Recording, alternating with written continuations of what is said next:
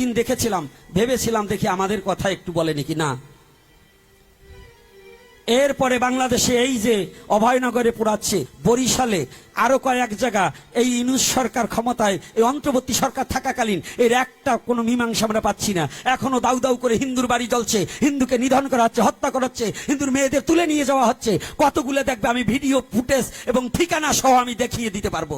এর বিচার যদি সামনে না হয়, সারা বাংলার সনাতনী আবার আমরা গিয়ে যমুনায়, আমরা আবার সারা বাংলাদেশের সনাতনী যমুনায় যাব। যদি আমাদের বিচার এবং আমাদের এইগুলো না শোনে, আবার আমরা সনাতনী যেতে পারবে না।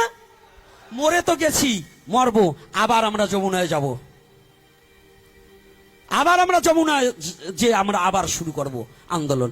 না হলে বুঝছি উনি আমাদের কথা শুনছে না। আর এইবার দরকার হয় প্রয়োজনে কয়েক লক্ষ মরে যাব, তাতে ভয় নেই। কিন্তু